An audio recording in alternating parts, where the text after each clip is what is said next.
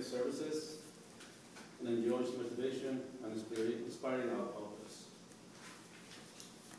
Please welcome Chrissy.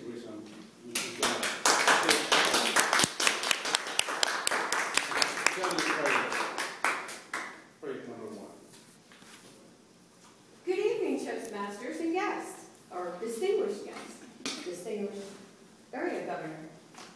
My journey began probably about 3 or 4 years ago when my spouse and I came down here in South Carolina and fell in love with the area. I had a girlfriend of long period of time who was moving here. So we decided that we would have a house built.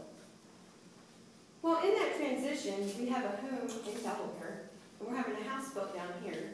Pretty newlywed to my husband, maybe about a year or two, year and a half, which led us to our journey of living in Potter. Since he's a self-employed computer consultant, and all of his clients are in Delaware, he's the one that does most of the traveling.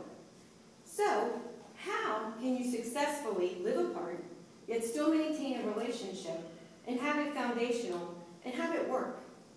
There's a lot of emotions that occur when you're not with the one that you love. I mean, you get married because you love each other. You want to be together. And the hysterical part of this whole thing was when we met, I lived in Maryland, he lived in Delaware. It was just an hour and a half away.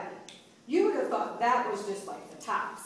Like, we would meet maybe halfway in Haverty Grace, go have a picnic, and sometimes I'd go home. So all of a sudden we do something random, and now I'm 8 hours away. So now you've got to find creative ways to deal with it. One of the first things that raids into your mind as a couple is your feelings.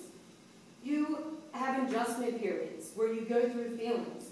You have to be able to identify the feelings that each of you are understanding and going through. Because the importance of that is so that you know how you can support each other. And you can learn more verbal skills and ways and things to get around that. If I'm feeling one day that I'm really down, you have to creatively find ways. You can't give somebody a hug when they need one from the distance. So it really helps you tune into your verbal skills. It helps you tune into those writing skills. What can I do? It really makes you brainstorm. And in all honesty, it draws you closer in communication. Because reality is, that's what you have when you're far away, is that communication. So when you learn to effectively communicate the way that you feel and be honest about it, and each of you support each other and learn a way to interweave that feelings, it builds a support system for you from your best friend. One of the other emotions that you immediately will go through is loneliness and longing, just like that hour and a half ride.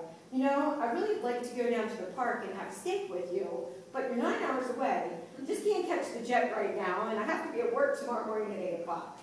So what do you do with those feelings of loneliness? You have to own them. In the same respect, you can't take out your frustration on the person you love because you're lonely. So it's a balancing act, almost like a juggler there. So in my experience, things that I've learned to do was to dive into things that I was passionate about. Learn who I am, instead of being a shadow behind someone else. Not that I'm a shadow behind my spouse, but I was married previously, and sometimes when we're two, we almost at times move as one, and we sometimes lose our identity. So to me, I've used this time to begin to understand the passions that I like. Getting into Toastmasters, something that I've always wanted to do more of. What a perfect time to have time on my hands to do something creative that, number one, dives into even learning communication skills further, which helps me with my relationship. It's going to help me with every aspect of my life. Another thing that in those longing times, and unlike my spouse who's in Delaware, who has family, who has his daughter and his son there, I came to a new part of the world. I'm in a new state. I didn't have X amount of friends in this state. So you had and you had to learn how to communicate. But then I had to step out of my shell, because you know, I'm really shy, and try to find people to get to know and to become good friends with. And I will say in all awesomeness that in the Carolinas, people are very friendly. They're very inviting. I found someone that's almost like my sister. So at times she'll invite me as part of her family. There's other times that I just decide, you know what? I'm going to cook a meal. And then I'm the one calling everybody else up. The happy married single lady. Come on over, let's have something to eat. You also have to learn how to identify your triggers. Yes, I'm not meaning the trigger in your hand, like a gun. But those things that just like pop your button. It used to be, it get to 5 or 10 days, and I'd have a trigger that I just went off. Like, you better get him. But you see, you learn how to identify them, and when those triggers come up, you try to occupy your mind with other things. The other important thing is you make time, even through the distance, for your relationship. Thanks to modern technology, we have Skype, we have Yahoo Messenger, we have many ways that we can physically be there. Whoever thought we'd be in the Jetson age? That put it up on the screen there. But that's what we have.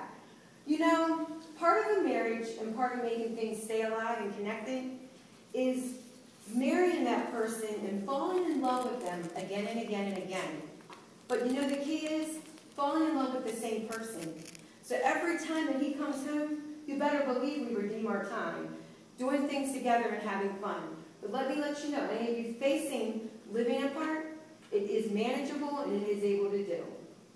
Well, I'm going to call back one.